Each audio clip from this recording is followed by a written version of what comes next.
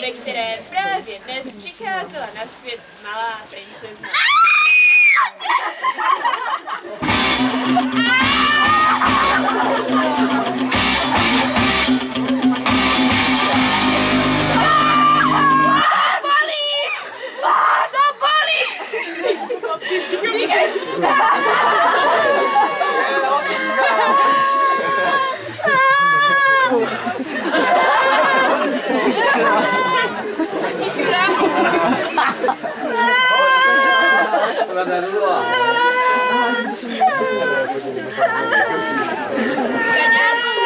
Byly zavolány 3 sudičky, hodné, které měly každá popřát nové princezně něco nového, dobrého do jejího života.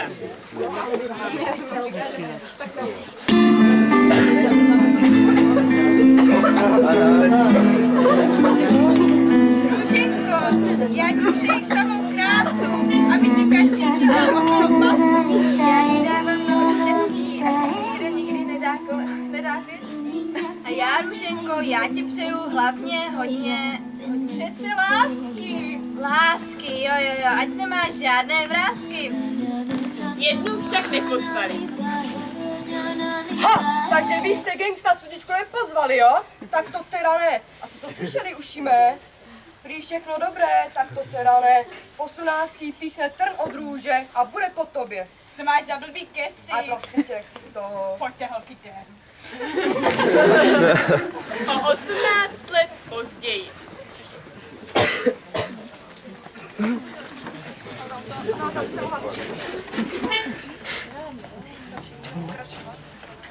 Královna s králem právě řeší, co dají své dceři k 18. narozeninám.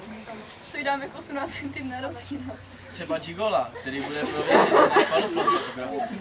Jsem z té kletby na nervy. Asi si zadní psychologovi. Měli bychom odstranit všechny ostré předměty z království. Zahradníci! Tak královna svolala zahradníky a se úplně nepovedl.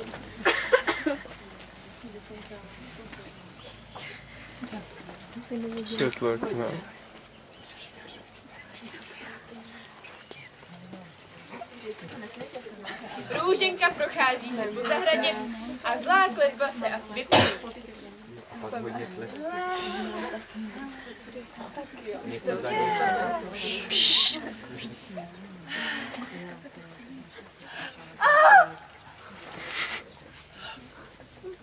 V tom usne Růženka a s ní i celé království.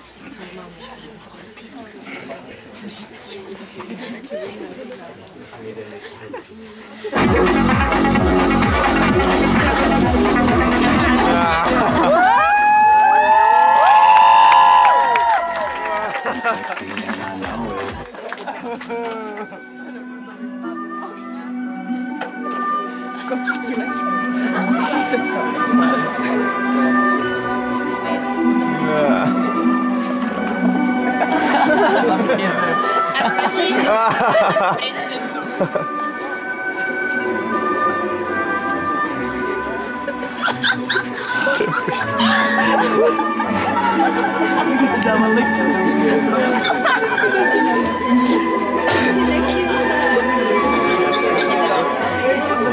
Národní divadlo.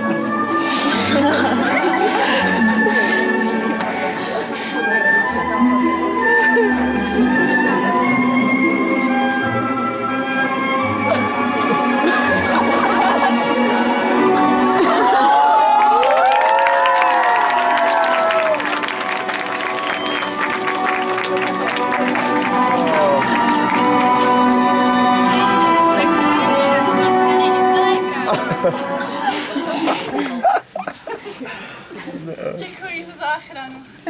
Nemáš zač. Růženko! Růženko, vezmeš si mě za prince? Ano, ano. A bude krásná svatba.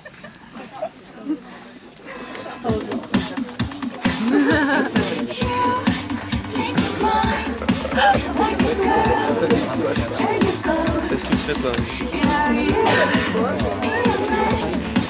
Like a bitch.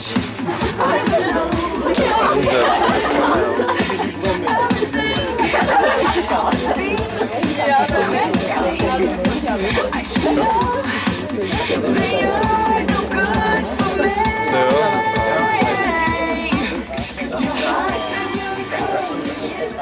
vás! Na hlavu. Já bych se tam Dali princes.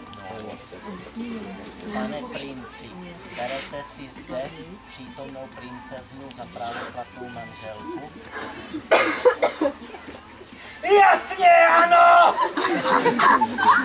Paní princezno, berete si zde přítomného prince za právoplatného manžela? Ano.